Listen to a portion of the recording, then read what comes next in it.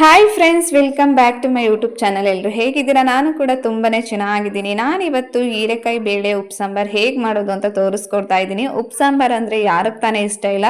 ಪ್ರತಿಯೊಬ್ಬರಿಗೂ ಕೂಡ ಉಪ್ಸಾಂಬಾರ್ ಮುದ್ದೆ ಅಂದರೆ ತುಂಬಾನೇ ಇಷ್ಟಪಟ್ಟು ತಿಂತಾರೆ.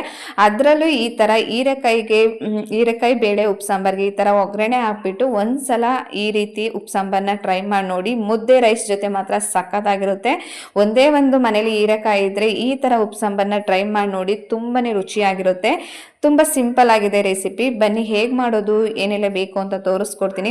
ಫಸ್ಟಿಗೆ ಒಂದು ದೊಡ್ಡ ಸೈಜದು ಹೀರೆಕಾಯಿ ತಗೊಂಡು ಅದ್ರದ್ದು ಸಿಪ್ಪೆ ಎಲ್ಲ ತೆಗೆದ್ಬಿಟ್ಟು ಈ ತರ ಕಟ್ ಮಾಡಿ ಕುಕ್ಕರ್ಗೆ ಹಾಕೊಂಡಿದ್ದೀನಿ. ಮತ್ತೆ ಒಂದು ಬಟ್ಲಷ್ಟು ಬೇಳೆ ಕೂಡ ಹಾಕೊಂಡು ಒಂದ್ಸಲ ನೀರು ಹಾಕೊಂಡು ಚೆನ್ನಾಗಿ ಹೀರೆಕಾಯಿ ಬೇಳೆ ತೊಳ್ಕೊಳ್ಳಿ.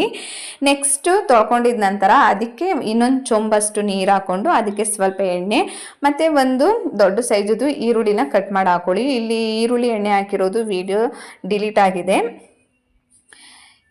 ಹಾಕೊಂಡು ಅದನ್ನು ಒಂದು 3 ಇಲ್ಲಾಂದರೆ 4 ವಿಸಿಲ್ ಈ ಥರ ಕೂಗಿಸ್ಕೋಬೇಕಾಗುತ್ತೆ. ಹೀರೆಕಾಯಿ ಮತ್ತು ಬೇಳೆ ಎಲ್ಲ ಚೆನ್ನಾಗಿ ಈ ಥರ ಬೆಂದಿರಬೇಕು.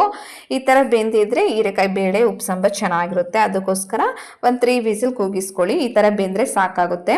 ನೆಕ್ಸ್ಟ್ ನಾನು ಒಂದು ಪಾತ್ರೆ ಇಟ್ಕೊಂಡಿದ್ದೀನಿ. ಪಾತ್ರೆಗೆ ಸ್ವಲ್ಪ ಎಣ್ಣೆ ಹಾಕ್ಕೊಂಡಿದ್ದೀನಿ. ಎಣ್ಣೆ ಚೆನ್ನಾಗಿ ಕಾದ ನಂತರ ಅದಕ್ಕೆ ಸ್ವಲ್ಪ ಸಾಸಿವೆ, ಜಜ್ಜಿರೋ ಅಂಥ ಬೆಳ್ಳುಳ್ಳಿ, 1 ಮೆಣಸಿನಕಾಯಿ, ಸ್ವಲ್ಪ ಕರ್ಬೇವಿನ ಸೊಪ್ಪು, ಹಾಗೆ 2 ದೊಡ್ಡ ಸೈಜದು ಟೊಮೊಟೊ ಹಾಕೊಳ್ತಾ ಇದ್ದೀನಿ. ಟೊಮೊಟೊ ಎಲ್ಲ ಮೆತ್ತಗೆ ಚೆನ್ನಾಗಿ ಬೇಯಬೇಕು. ಅಲ್ಲಿವರೆಗೂ ಕೂಡ ಚೆನ್ನಾಗಿ ಸ್ವಲ್ಪ ಹೊತ್ತು ಫ್ರೈ ಮಾಡ್ಕೊಳ್ಳಿ.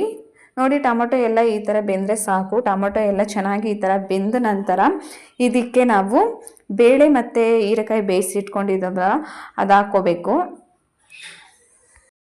ಹಾಕ್ಕೊಂಡು ಚೆನ್ನಾಗಿ ಒಂದ್ಸಲ ಸೌಟಲ್ಲಿ ಮಿಕ್ಸ್ ಮಾಡ್ಕೊಳ್ಳಿ. ಮಿಕ್ಸ್ ಮಾಡ್ಕೊಂಡಿದ ನಂತರ ಇದಕ್ಕೆ ನೀವು ಉಪ್ಪೆಸರು ಖಾರ, ನಿಮಗೆ ಖಾರಕ್ಕೆ ಎಷ್ಟು ಬೇಕೋ ಅಷ್ಟು ಉಪ್ಪೆಸರು ಖಾರ ಹಾಕೋಬೇಕಾಗುತ್ತೆ. ಇಲ್ಲಿ ನಾನು ಒಂದು 2 ಟೇಬಲ್ ಸ್ಪೂನ್ ಅಷ್ಟು ನಾನು ಉಪ್ಪೆಸರು ಖಾರ ಹಾಕೊಳ್ತಾ ಇದ್ದೀನಿ. ನಿಮಗೆ ಉಪ್ಪೆಸರು ಖಾರ ರೆಸಿಪಿ ಬೇಕು ಅಂದರೆ ನನ್ನ ಚಾನಲಲ್ಲಿ ಮುದ್ದೆ ಉಪ್ಸಾಂಬಾರ್ ಉಪ್ಪೆಸರು ಖಾರ ರೆಸಿಪಿ ಇದೆ, ಒಂದ್ಸಲ ಹೋಗಿ ನೀವು ಚೆಕ್ ಮಾಡ್ಬೋದು. ನಾನು ಇಲ್ಲಿ ಒಂದು 2 ಟೇಬಲ್ ಸ್ಪೂನ್ ಅಷ್ಟು ಉಪ್ಪೆಸರು ಖಾರ ಹಾಕ್ಕೊಂಡು ಅದಕ್ಕೆ ಸ್ವಲ್ಪ ಕಟ್ ಮಾಡಿರುವಂಥ ಕೊತ್ತಂಬರಿ ಸೊಪ್ಪು ಹಾಕೊಳ್ತಾ ಇದ್ದೀನಿ.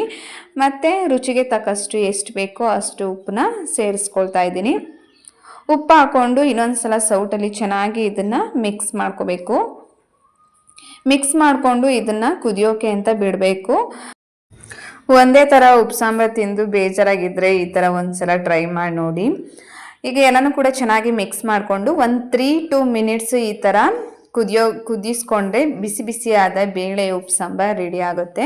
ಇದನ್ನು ರೈಸ್ ಜೊತೆ ಆಗಿರ್ಬೋದು, ಮುದ್ದೆ ಜೊತೆ ಆಗಿರ್ಬೋದು ಹಾಕೊಂಡು ತಿಂತಾ ಇದೆ. ತುಂಬಾ ಸೂಪರ್ ಆಗಿರುತ್ತೆ. ಮನೇಲೂ ಕೂಡ ತುಂಬಾ ಇಷ್ಟಪಟ್ಟು ತಿಂತಾರೆ. ಅಷ್ಟು ಚೆನ್ನಾಗಿರುತ್ತೆ ಈ ಬೇಳೆ ಉಪ್ಸಾಂಬಾರು. ನೋಡೋಕ್ಕೆ ಸಿಂಪಲ್ ಆಗಿದೆ, ಅದೇ ಟೇಸ್ಟ್ ಮಾತ್ರ ಸಖತ್ತಾಗಿರುತ್ತೆ. ಈ ರೆಸಿಪಿ ಏನಾದರೂ ನಿಮಗೆ ಇಷ್ಟ ಆಗಿದ್ರೆ ಲೈಕ್ ಕೊಟ್ಟು ಕಮೆಂಟ್ ಹಾಕಿ. ಮತ್ತೆ ನಾನು ನೆಕ್ಸ್ಟ್ ವಿಡಿಯೋಲಿ ಸಿಗ್ತೀನಿ. ಅಲ್ಲಿವರೆಗೂ ಟೇಕ್ ಕೇರ್, ಬಾಯ್ ಬಾಯ್. ನೀವು ಒಂದ್ಸಲ ಟ್ರೈ ಮಾಡಿ ನೋಡಿ ಹೇಗಿತ್ತು ಅಂತ ಹೇಳಿ.